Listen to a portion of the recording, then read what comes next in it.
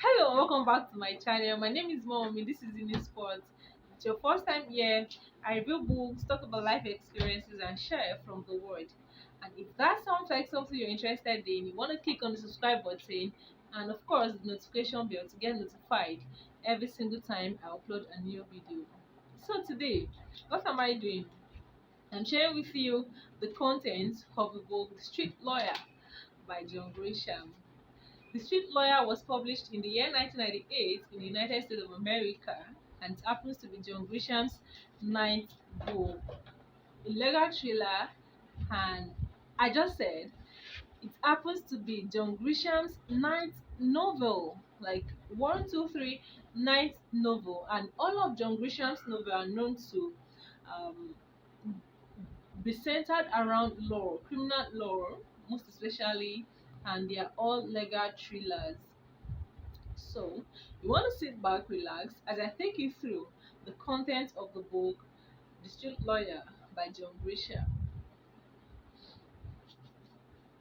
The Street Lawyer by John Grisham is um, a novel about a young lawyer who worked at Washington DC law firm Drake and Sweeney. Drake and Sweeney is a big law firm in Washington DC, and I mean, all of the lawyers that work there happen to be highly and handsomely paid. Okay, and another thing about lawyers that work at Drake and Sweeney is that they do end up divorcing their partners because they don't just have the time to nourish their marriage. They all work extra time so that they can become partners at Jake and Sweeney, and so that usually, means that they'll spend less time with their family at home. So Michael Brock happened to be married to a medical doctor, Claire. Claire became a medical doctor after, uh, marriage to Michael Brock because he didn't stay at home. He happened to be an absentee husband.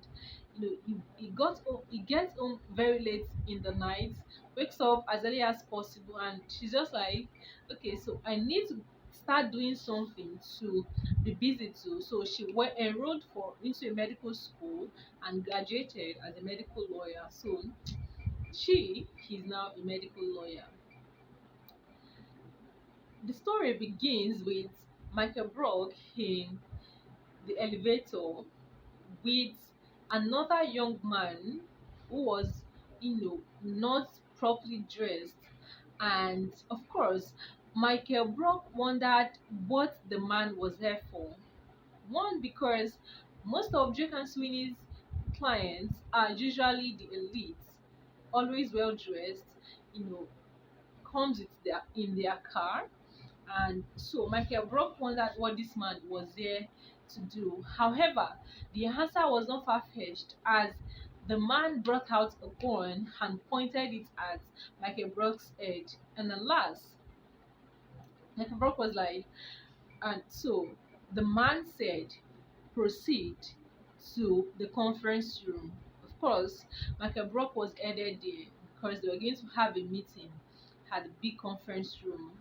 On getting to the big conference room, the man with the gun asked asked the funny and odd question: who is responsible for the eviction? And so they wondered, what eviction? What eviction is he talking about? He didn't stop there. He proceeded to ask each of the lawyers how much they earn in a year and when last they helped the homeless. Of course, they were ashamed of their responses because they are busy people.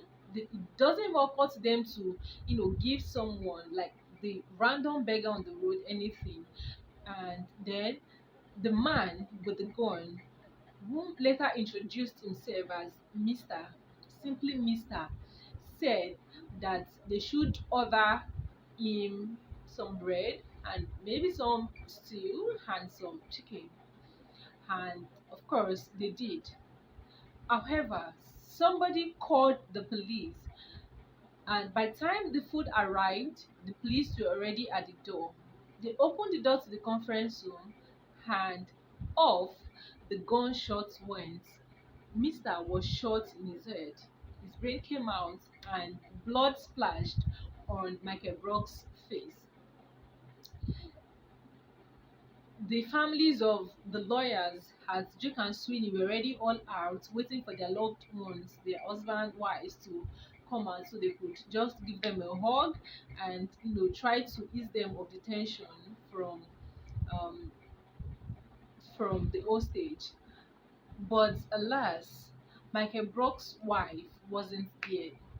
And at this point, I like to say that this is something that is common with um, busy couples. I mean, with I wouldn't want to use the word the working class, because some of um some of the people in the working class category usually find a way to you know have some fun time with their partners. They carve out time out of no time to spend some quality time with their partners and make sure that they nourish their marriage, spend quality time with their family too. But most of the working class people really end up not just having enough time for their work, talk less of enough time to hang out with their partners, and so their marriage suffer for their highly paying jobs.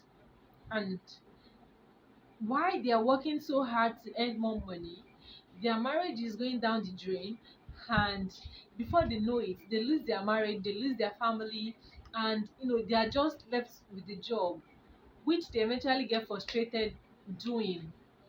So the same with Michael Brock. By the time he came out of the conference room, he saw other people, their family waiting for them out there, but his wife just wasn't there. They don't have any child, by the way.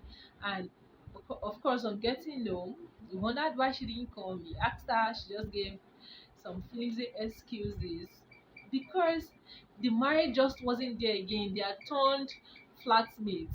Okay, so this is what happened. Eventually, later, Michael didn't feel up to going back to work that week, and so he just drove around the streets, and then he felt to, investigate. Okay, what is this eviction thing Mister talked about at the conference room before he was killed?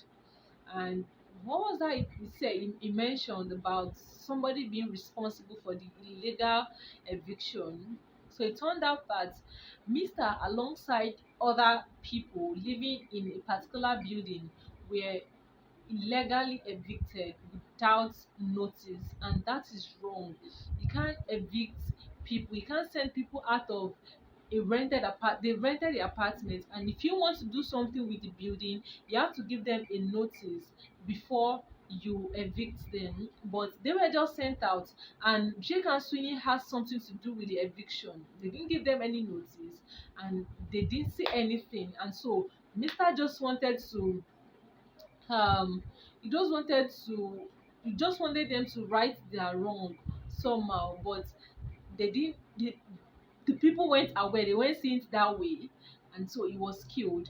And then Michael Brock went further to investigate. Of course, they eventually divorced his wife. They both agreed to divorce each other. The wife got the divorce document, he signed it, and he had to pack out of the house. However, Michael Brock didn't end well.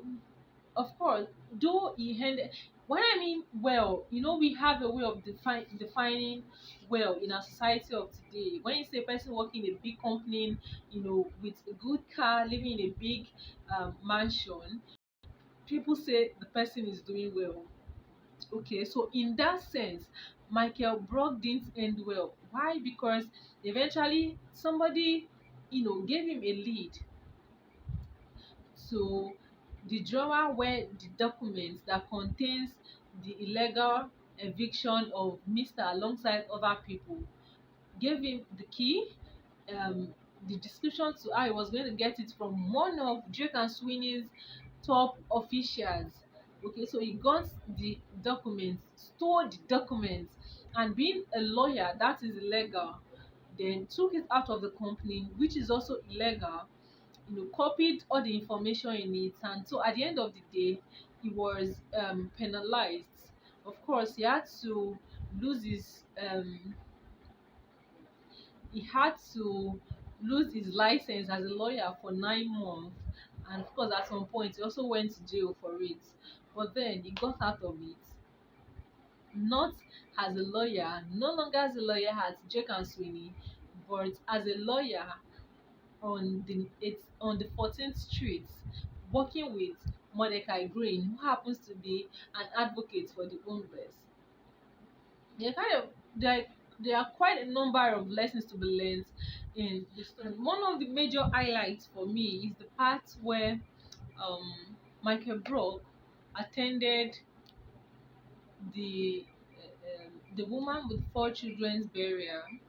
So while immediately he left Jake and Sweeney, he started working with Mordecai Green and advocates for the homeless, and working there you know, meant would be poorly paid compared to his previous salary from Jake and Sweeney, and it also meant that he would now be working for the poor.